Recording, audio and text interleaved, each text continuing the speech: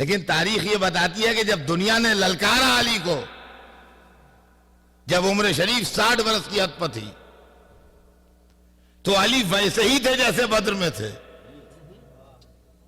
معجزہ کردار یہ ہے کہ علی ویسے ہی تھے جیسے بدر میں تھے، اور جب جمل کے میدان میں للکارا ہے لوگوں نے علی کو، تو تاریخ نے وہ منظر بھی دیکھا ہے کہ غضب کا ٹینشن ہے، اور بصرہ جو ہے وہ پورٹ سٹی ہے، لہذا ہیومیڈیٹی وہاں غضب کی، گرمی غضب کی،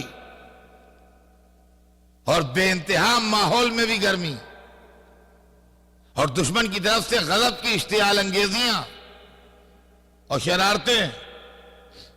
شاید دشمن یہ سوچ رہا ہو کہ علی بوڑھے ہو گئے ہیں یا کیا ہو، بہر دشمنی حیدر کرار نے آنکھوں پردے ڈال دیے ہیں اور اشتعال انگیزیاں چل رہی ہیں، اور علی کا لشکر بار بار مطالبہ کر رہا ہے کہ یا علی، ہم سے بہت چھیڑ چھاڑ ہو رہی ہے، اب حملہ شروع ہو، اور علی بار بار دعوت دے رہے، نہیں صبر کرو صبر کرو صبر کرو، حجت تمام کر لینے دو، ان کو اور موقع دو، ان کو اور موقع دو، ان کو اور موقع دو، یہاں تک کہ جب ہر بات تمام ہو گئی تو آخر میں ایک مرتبہ کہا کہ اچھا آخری بات، تم میں کوئی ہے کہ جو ان کو میری طرف سے جا کے قرآن کی طرف دعوت دے؟ مگر یہ سمجھ لو کہ وہ زندہ پلٹ کے نہیں آئے گا، مجھے نہیں امید کہ وہ زندہ آئے گا۔ ایک نوجوان آگے آیا، یا علی میں جاؤں گا۔ کہا ہے نوجوان تو یہ سمجھ لے کہ مجھے نہیں امید ہے کہ تو زندہ آئے گا، یہ بات سمجھ لے۔ کہا کہ میں تمنا شہادت میں ہوں، میرے دل میں آرزو شہادت ہے، مجھے اجازت دیجیے۔ پہلے اس کو سمجھایا، جب اس نے کہا نہیں میں خود شہید ہونا چاہتا ہوں، ہاتھوں پر قرآن رکھا، کہا جاؤ دونوں لشکروں کے درمیان جا کے کھڑو ہو کے آواز دو کہ امیر المومنین علی تمہیں اس قرآن کی طرف بلا رہے ہیں۔ نوجوان قرآن ہاتھوں پر لے کے گیا، اس نے جا کے آواز دی، سامنے سے ایک آدمی بڑھا، اس نے تلوار ماری اس کے ہاتھوں پر، ہاتھ کٹے، اور ہاتھوں کے کٹنے کے ساتھ قرآن بھی گرا، اور اس کے بعد تیروں کی باڑ ماری گئی اس کے اوپر، اس کا جسم تیروں سے چھلنی ہو گیا، ختم ہو گیا نوجوان، اور قرآن بھی ٹکڑے ٹکڑے ہو کے بکھر گئے اس کے ٹکڑے۔ مولا علی کے لشکر والے دوڑ پڑے، قرآن کے ٹکڑے، نوجوان کی میت، اس کے کٹے ہوئے ہاتھ، یہ سب اٹھا کے علی کے سامنے لے گئے۔ یا علی، یہ آیا ہے قاصد، یہ انجام، آخری حجت بھی تمام ہو گئی۔ تاریخ بتاتی ہے کہ جمل کے میدان میں لوگوں کی عجب حالت تھی، کچھ پرانے لوگ تھے جو علی کو دیکھے ہوئے تھے لڑتے ہوئے، اور ان کی زبانی اکثر جو نیا لشکر تھا اس نے علی کی بہادری کے قصے سنے تھے، تو جو علی کے ساتھی تھے ان میں سے جتنے نوجوان اور جوان تھے وہ چاہتے تھے کہ ہم بھی علی کی جھلک ایک لڑتے ہوئے دیکھ لیں، اس لیے کہ قصے بہت سنے ہیں کبھی دیکھا نہیں ہے، قصے بہت سنے ہیں کبھی دیکھا نہیں ہے۔ اور تاریخ بتاتی ہے کہ مولا علی اپنے چاہنے والوں کے جھرمٹ میں اور کالے رنگ کے گھوڑے پر سوار تھے، سیاہ رنگ کا گھوڑا تھا آپ کے پاس جس کے اوپر آپ سوار تھے، اور ایک مرتبہ لشکر میں ایک آواز پھیلی کہ علی نے حملہ کر دیا، اور تاریخ بتاتی ہے کہ نوجوان اپنے گھوڑوں کے پٹھوں پر زور دے کے اونچے ہوئے علی کی ایک جھلک دیکھنے کے لیے، اور علی دشمن کے لشکر کے اندر ڈوب چکے تھے، اور اب دشمن کے لشکر کے اضطراب سے اندازہ ہو رہا ہے کہ اب علی وہاں پر ہیں، اب علی وہاں پر ہیں، اب علی وہاں پر ہیں، اب علی وہاں پر ہیں، اور ایک دفعہ لڑتے لڑتے دشمن کے لشکر سے نکلے اور پھر وہیں پر آ کے کھڑے ہو گئے جہاں کے اوپر کھڑے تھے، اور کسی کا خود کاٹنے میں یا کسی کے جسم کی ہڈی کاٹنے میں تلوار ذرا سی ٹیڑھی ہو گئی تھی، اس کو زانو پر رکھ کے سیدھا کرنے لگے، زانو پر رکھ کے اس کو سیدھا کرنے لگے۔ لشکر والوں نے شہد کا شربت بنایا تھا، شہد کے شربت کا رواج عرب میں عام تھا، مالک اشتر بھی پہلو میں کھڑے ہیں، عرب کا مایہ ناز شہسوار، اور کسی نے مولا کی طرف شربت کا جام بڑھایا، شہد کا شربت دیا، اس سے لیا وہ جام شربت کا جام اور اس کے بعد اس کو نوش کیا، اور نوش کرنے کے بعد اس کو واپس گلاس دینے لگے. تو گلاس جب اس کو دینے لگے تو اس سے کہنے لگے یہ شہد طائف کا معلوم ہوتا ہے. جب شربت پی چکے اور اس کو واپس دینے لگے گلاس تو کہنے لگے یہ شہد طائف کا معلوم ہوتا ہے. تو مالک اشتر جیسا بہادر کانپ گیا، کہا یا علی آپ کو اس عالم میں بھی اس کا ہوش ہے کہ یمن کا ہے کہ طائف کا ہے؟ ایسے عالم میں بھی آپ کو یہ احساس موجود ہے کہ شہد یمن کا ہے کہ طائف کا ہے؟ تو مسکرا کے مالک کو دیکھا، کہا بھتیجے تیرے چچا کے دل میں کبھی یہ خیال نہ آیا کہ موت اس پر جا پڑے گی یا وہ موت پر جا پڑے گی. اور اس کے بعد ایک مرتبہ تاریخ بتاتی ہے کہ باتیں ہو ہی رہی تھی کہ پھر ایک مرتبہ جیسے بجلی سی چمکی اور علی نے حملہ کر دیا، اور پھر لوٹتے ہوئے ادھر سے ادھر نکلا، اور اس کے بعد لشکر کو بڑھایا. محمد حنفیہ کے ہاتھ میں علم تھا، لشکر کو آگے بڑھایا.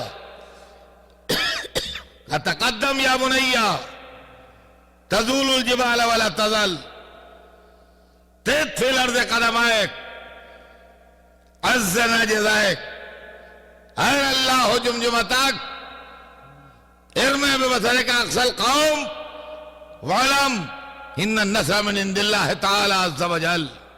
نہج البلاغہ میں موجود ہے، دیکھ لیجئے جو پڑھ رہا ہوں.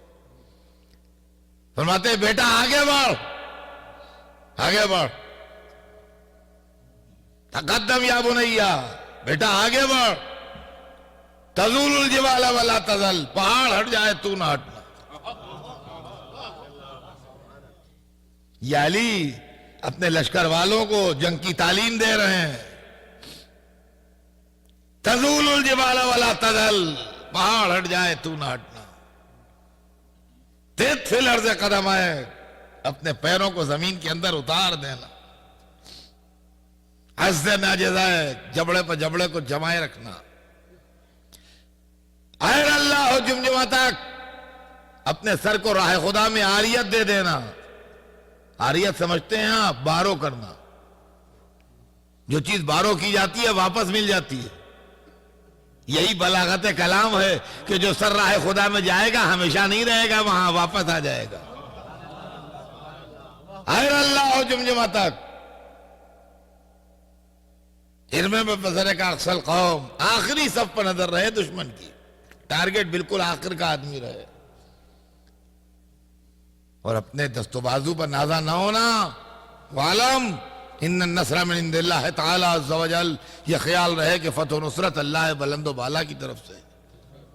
ہمارے دست و بازو پر کامیابی نہیں ملتی، اللہ کی طرف سے آتی. محمد نے آگے بڑھ کے حملہ شروع کیا.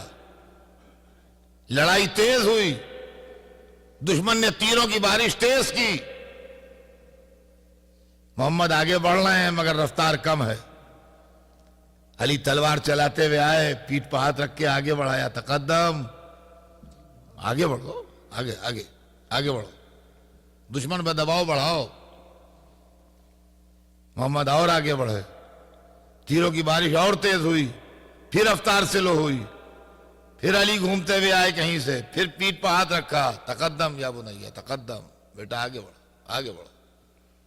پھر وہ آگے بڑھے، پھر بارش تیروں کی تیز ہوئی.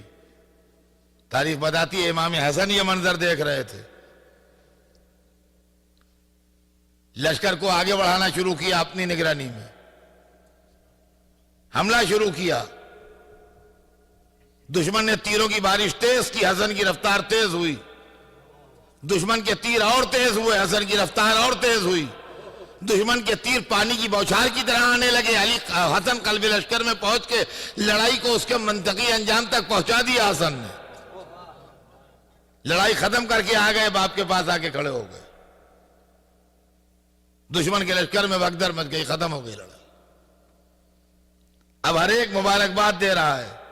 علی کھڑے ہیں، علی کے پہلو میں امام حسن کھڑے ہیں، خاندان والے بھی کھڑے ہیں، چاہنے والے بھی کھڑے ہیں. محمد حنفیہ کے چہرے پر ذرا سی پریشانی ہے، ماتھے پر پسینہ ہے. لڑے ہیں، خوب لڑے ہیں، مگر ویسا نہیں لڑے ہیں جیسے حسن لڑے ہیں. چہرے پر شرمندگی کے آثار ہے. ایک دفعہ علی نے نظریں اٹھائیں، کہا بیٹا محمد میرے قریب آ. پیچھے کھڑے تھے، سامنے بلا لیا. کہا کیا سوچ رہا ہے؟ شرمندہ ہو رہا ہے؟ شرمندہ ہو رہا ہے؟ یہ سوچ رہا ہے جو تجھ سے نہ ہو سکا وہ حسن نے کر دکھایا. میرے بیٹے محمد شرمندہ نہ ہو. شرمندگی وہاں ہوتی ہے جہاں دو برابر کی طاقتوں میں مقابلہ ہو. تیرا حسن کا کیا مقابلہ؟ تیرا حسن کا کیا مقابلہ؟ تو میرا بیٹا ہے، وہ رسول اللہ کا بیٹا ہے.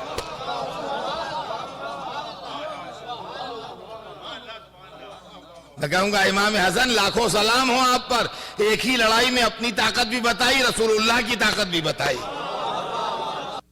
یہی علی صفین میں ہے. اور عالم یہ ہے کہ بڑے بڑے بہادر ان کو دیکھ کے دہلے جا رہے ہیں، اور بڑے بڑے لوگوں کی ہمت نہیں پڑ رہی ہے کہ ان سے بات کر سکیں. وہی علی ہیں جن کو ایک چلنے والی کنیز روک لیتی ہے. وہی علی ہیں جن سے یتیم روک کے بات کر لیتے ہیں. وہی علی ہیں جن سے غلام روک کے اپنی پرابلم بتا دیتے ہیں. وہی علی ہیں کہ گھر والے ان سے بات کرنے میں ڈر رہے ہیں. یہ کیا ہے؟